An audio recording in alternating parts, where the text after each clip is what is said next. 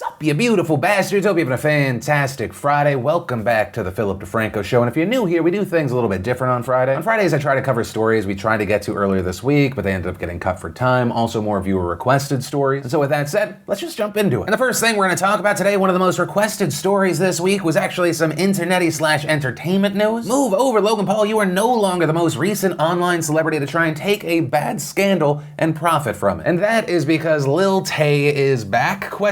And for those not familiar with the whole Lil Tay situation, I apologize in advance for pulling you into the mud on this, but she is the little 9-year-old girl that you may have seen on Instagram at one point or another doing this. All y'all grown-ass men hating on a 9-year-old. I ain't got no license, but I dropped 400 racks on this car, bitch. Y'all don't even have a car. I ain't got no license, but I be driving this around.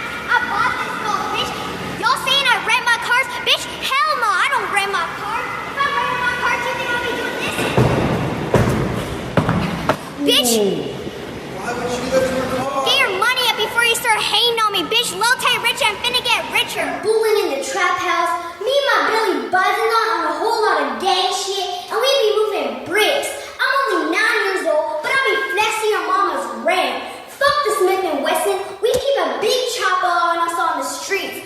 Bitch, if y'all try to mess with us, I'ma shit it on your mama.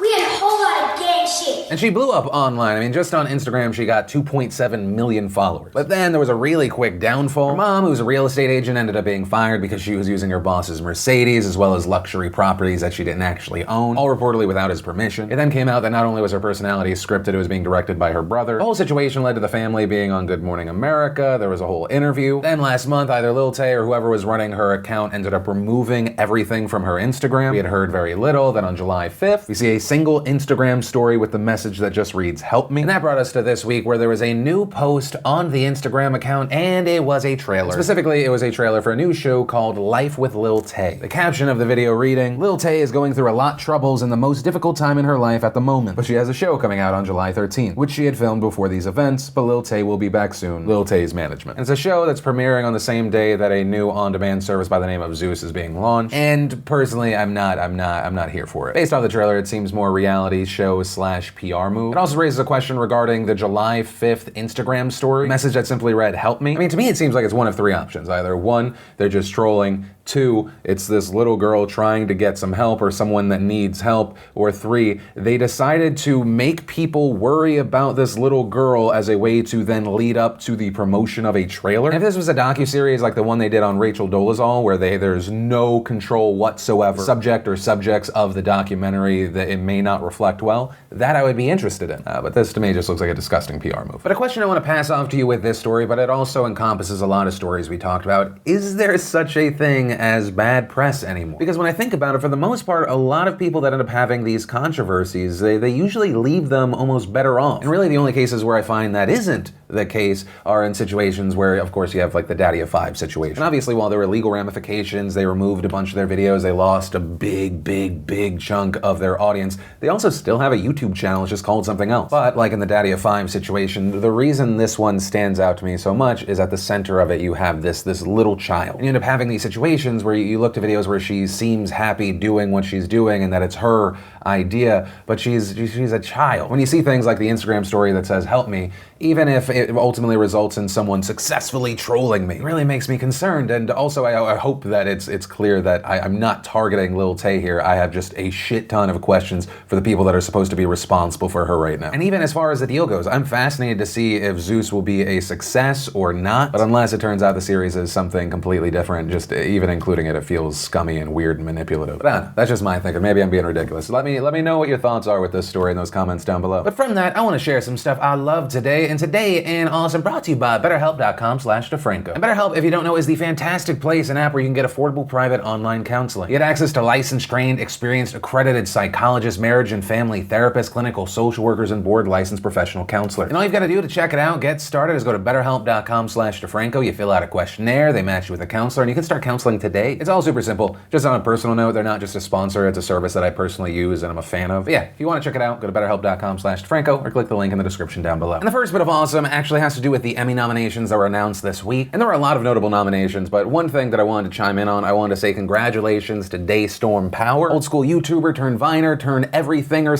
/ entrepreneur. He got nominated for an Emmy for actor in a short form comedy or drama series. And ultimately, win or lose, it's always awesome to see stuff like this. Then we had some Blizzard and Overwatch awesome, thanks to a $15 limited edition Mercy skin that they released in May, as well as a $30 limited edition shirt. They reportedly raised $12.7 million for the Breast Cancer Research Foundation because all of the proceeds went there. Then we had the cast of Queer Eye play How Well Do You Know Your Co-Star? We had Life Noggin giving us what actually happens when you get drunk. We got the international trailer for The Grinch. We had GQ giving us Human-Like Robots. Then we had Film Theory going in on Thanos. Then we had Childish Gambino giving us 2 bits of awesome on YouTube and elsewhere. Summertime Magic and Feels Like Summer. And if you want to see the full versions of everything I just shared, the secret link of the day, anything at all, links as always are in the description down below. And then let's talk about why so many high schoolers right now are outraged at the SAT and the company behind the SAT's College Board. And for those outside of the States, the SAT is a standardized test widely used for college admission. And the specific people that are angry in this instance are people who took the SAT back in June. They took the exam, and then this past Wednesday, a ton of them thought, well, something must be wrong here. Their scores were way lower than expected. And so it turns out it's because of a thing called equating. The College Board released a statement on Twitter saying, "We understand your questions about your June SAT scores. We want to assure you that your scores are accurate. While we plan for consistency across administrations, on occasion there are some tests that can be easier or more difficult than usual. That is why we use a statistical process called equating. Equating makes sure that a score for a test taken on one date is equivalent to a score from another date. So for example, a single incorrect answer on one administration could equal 2 or 3 incorrect answers on a more difficult version. The equating process ensures fairness for all students." And really quick, to switch gears, I need to throw my opinion in on that statement. To me personally, that sounds less like a valid explanation and more of an acknowledgement of a massive flaw in your whole operation. And understand, this is coming from a place where I understand what equating is, that it should work. But when you have instances like the June SAT, you're talking about an extreme situation. If you're not familiar with the SAT, on the math portion, you can get a maximum score of 800. And I'll compare the March and June SATs so you can see how extreme the difference is. In March, if you missed one question, you still would have gotten a perfect score of 800, whereas in June, you would have had a score of 770. So a small difference there, but you really notice what an extreme this is with 2 and 3 questions wrong. Because in March, if you missed 2 or 3 questions, you would have still gotten a score of 790, whereas in June, you would have either gotten a score of 750 or 720. That score difference is massive, and so you get the picture for the rest of it. And unsurprisingly, there are also a lot of people that weren't happy with the College Board. And looking through the tweets, it's very understandable why so many people are angry. One Florida high school student tweeted, "I, along with thousands of other high school students, have been cheated out of a rightful SAT score given the College Board's decision to harshly curve down the June 2018 SAT test. We deserve a true score and for our test to be reconsidered under a fair scale." Also hearing from parents of students like Eric Brock, who tweeted, "My son got 77.6% of the math questions correct on the December 2017 SAT and 89.7% correct in June 2018, an improvement of 12%, yet got the same math score on both tests. That's a pretty harsh curve." And we saw a lot of similar tweets hitting on that note. "I got one less wrong answer on math and dropped 70 points on math alone." And with this story, I'm just fascinated to see what happens here because obviously it looks like the College Board only has a few options. One, they essentially don't do anything. They say, equating, it's a policy, it's a standard, everything was right here. If you're not happy, take the test again, which of course is going to be pushed back because it is around a $65 test. 2, the people that got the hashtag #RescoreJune SAT trending, maybe they get their way and the College Board says, you know what, we realize that the scale wasn't right, here are your new scores. Or 3, because there appears to be such a drastic difference, such a drastic curve, maybe people that took the SAT in June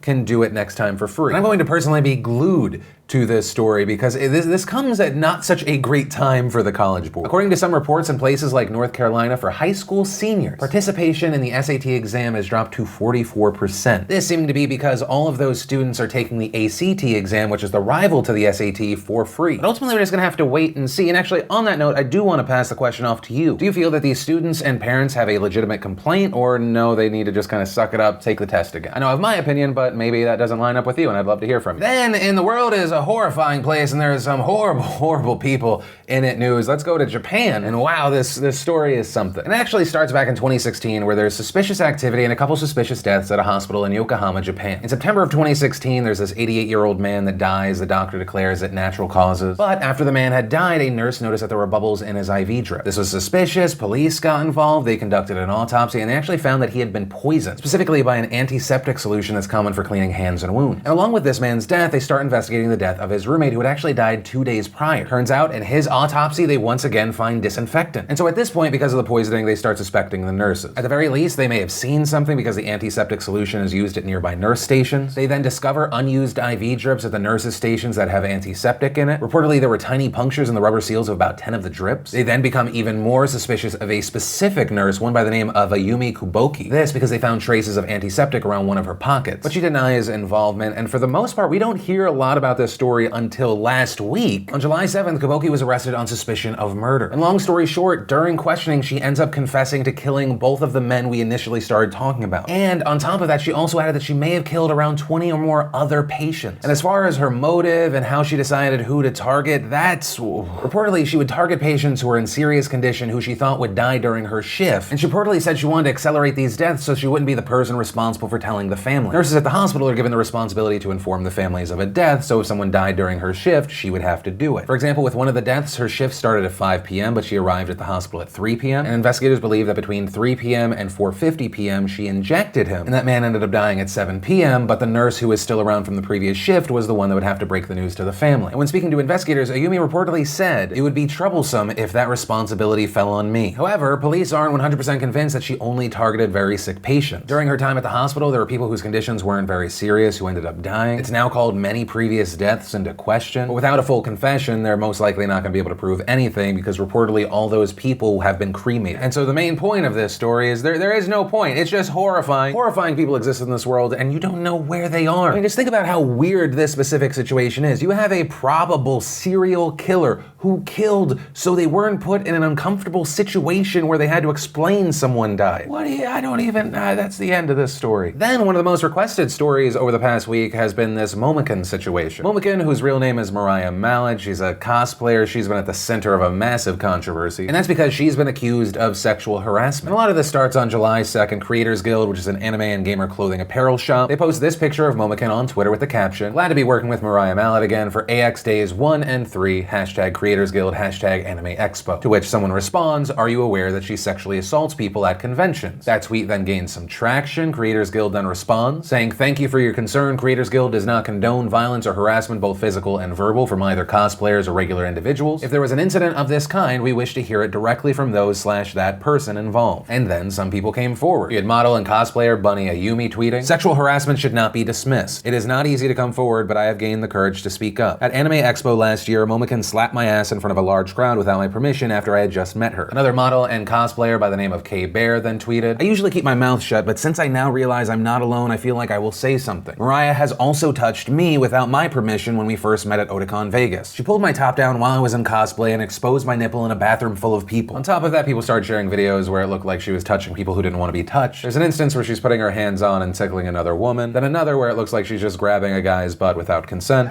But we just have to wait. We just have to wait. We have to be patient. You know, because you've got some people wanting to buy your stuff. Oh, I didn't even notice. Yes. Hi, man. What if I like touch his butt? But the problem is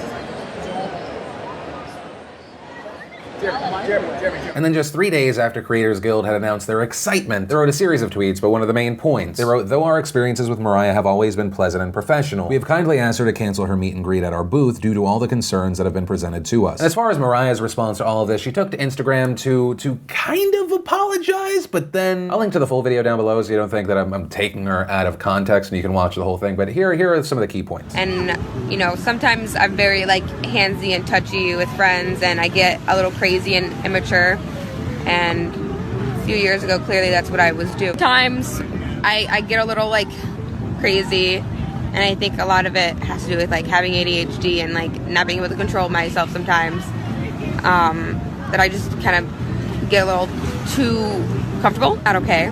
And I'm very sad to see people come out about this all at once and to kind of paint me in a light that's not very befitting or representative of me. Someone who's very against sexual assault and someone who's very much so an advocate for it. I think I did, though, mess up by being too comfortable with people who I thought I was within boundaries. I joked around a lot, especially was too handsy, and clearly I shouldn't have been doing that. And if I ever offended anybody or, like, hurt someone mentally or genuinely did so, I genuinely apologize. and people have personal vendettas and they choose when to say certain things to try and make things seem a certain way for certain times to try to mess with things. That I definitely do think that, and it's more than likely the case. See you guys tomorrow at the convention. I'm super excited and can't wait to give you guys lots of hugs. I mean, no hugs. I will be keeping my hands to my fucking self. Air hug you. Air hugs. No kisses. Maybe like a glance, like. And following that, as you'd imagine, you saw a lot of different responses. But one of the big standouts I noticed is that there were a lot of people that didn't like that she said it was because she had ADHD. A user writing, having ADHD is no excuse to slap a cosplayer's ass or lift their tops. You're a grown woman, Momokin, take responsibility for your actions. Another writing, as a cosplayer with ADHD, I can tell you for certain that sexual assault is not a symptom. And there's also been criticism online of how has this story not become larger. One user writing, I want to see Momokin fall hard, but unfortunately this case is not blowing up as hard as it should. Sexual assault is sexual assault, but because she's a woman, it's not gaining traction. If it were a man, he'd be lynched. Women can be predators too. And what I'll say on a personal note is, yeah, I can't help but look at the situation and just really wonder what the public reaction would be if she was a man, right? What if every story and every video we talked about thus far, instead of it being her, it was a notable figure online like a Casey Neistat? By the way, sorry Casey, not to just associate you with something like that, but you know, someone that is seen kind of on the up and up, right? What if it was a Jax Films, a Ninja, me, whoever? Would we be looking at a situation now that is much larger, or at least there would be a lot more pitchforks? I believe so, yeah. And I believe it's because a lot of people, you know, they do have that double standard as far as the difference between men and women, that a woman,